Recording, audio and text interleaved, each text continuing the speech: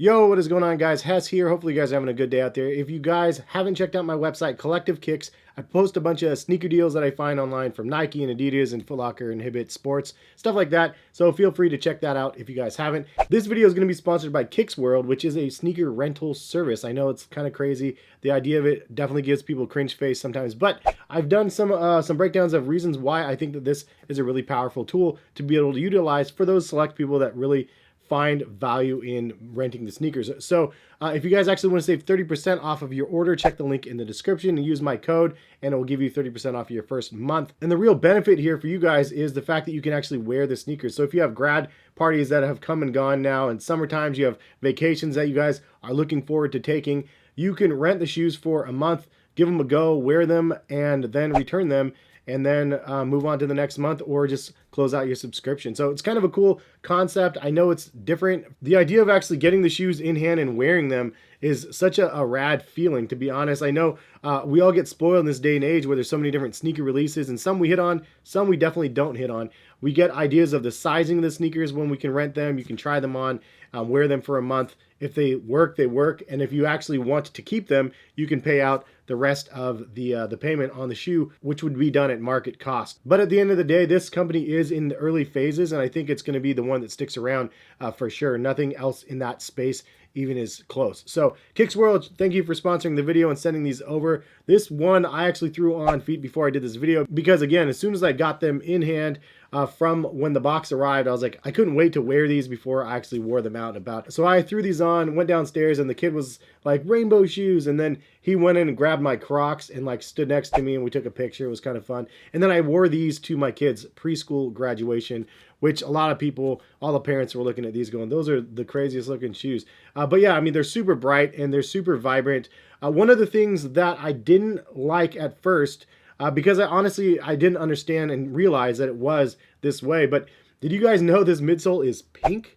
I thought this was a white midsole. I thought this was a white tongue. I was kind of like, weird. It's pink. Like, I saw the rainbow part. I thought for sure the black accents, but I didn't pay close enough attention. And when you get them in hand, it's like the first thing that was like, whoa, wow, this is definitely rad. And then you're like, whoa, that's really pink. But ultimately, I actually really liked it. I laced them up, put them on feet, and I was like, dude, it looks pretty good. If I still could change something about the shoe, it would probably be that midsole, either like a cream or like off-white top section, and then the rubber on the bottom to be black. I always like it to have the black outsoles. It just shows less wear overall, and it would be a nice accent to the accents of the shoe that do have black sections as well. The materials on the shoe is very, very interesting. It looks like a vegan shoe almost, but I don't think that was the intent, because there is some black leather around the collar of the shoe. Satin lined, which is definitely a nice plus. Really, really comfortable when you put them on feet because of that satin liner. Then you have a raw edged tongue on it with the nylon. And I like that you have the little zigzag, like, it reminds me of like grade school scissors or whatever, the zigzags, the cutout of the tongue. Then you have a smiley face on one with the J Balvin logo and a Jumpman on the other. But then you reverse them around and you could see it's flipped around. So the J Balvin logo and then the Jumpman. It also does a gradient fade from blue, green, yellow, orange, red. I like that they do that. They do that obviously with the shoe as well. So it has that really cool like rainbow sort of heat mapping sort of feel to it. I really like the way that came out. Also, they do have 3 different sets of laces that came with the shoes. So they have pink, white, and the Volt color. But then they also have these little things. So there's little patches right here on the back actually. And this has the little smiley face here with his logo and the little lightning bolt eyes. They also do have a couple other ones here, a basketball one, and then also a lightning bolt as well in pink. So you can add a little bit of different flair, if you will, to that. But the materials, again, back to that, it's kind of like, it's almost like a canvasy sort of type material. I don't really know what to call it, but it looks pretty cool, and it is not leather or anything like that. You do have a leather backing behind the swoosh with that really crazy black pattern back here. But the materials are all sorts of jagged, raw-edged sort of craziness going on here. Again, it looks like somebody sewed together an Air Jordan 1, but then used like grade school scissors and cut out the little teeth sections here in the front around the toe box. You have giant, large, exaggerated section here where usually there's a panel of leather here that holds down the laces. But every single cut and sew panel on this shoe has a different kind of exaggeration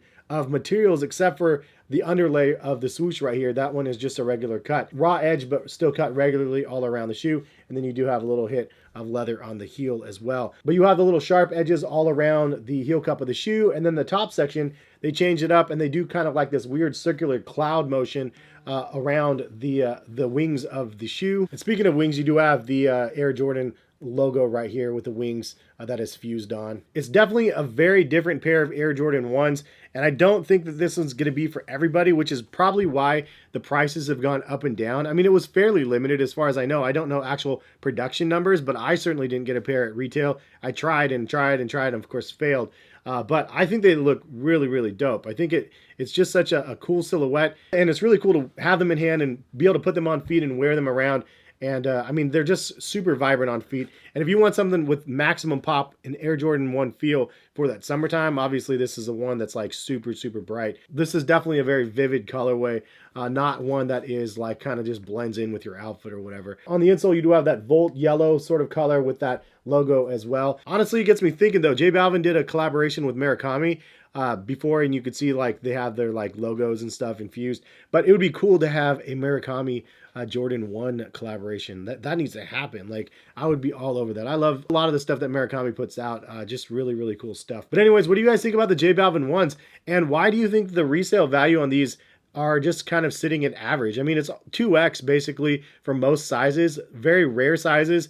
They're up, I saw like up to $900, but I don't even know if they made those sizes available. That's one thing about StockX that is kind of misleading, is it will show you the price of a shoe that was never produced in that size for the most part. Like, I've seen that a couple times where the prices get to be inflated because of that. Maybe it's a seller strategy why people are doing that. But yeah, surprised that these aren't hitting over $500 right now. I would imagine these would be, I mean, if I had to guess, like looking at the shoe and knowing the Air Jordan 1 hype and seeing the originality of this product, I would think that this is like a $700 shoe roughly, but it's like sitting down at the fours. So, but this is a really cool design, and I love the box and all the details that came with this one. I'm not even a fan of J Balvin, to be 100% honest. I mean, I respect the craft, but it's not like something that I'm like a huge fan of his music or anything like that. So I think that that is one of the things that is cool about the shoe, is it's a really, really cool design, but it's not like one that you have to be able to support the artist to be able to wear the shoe.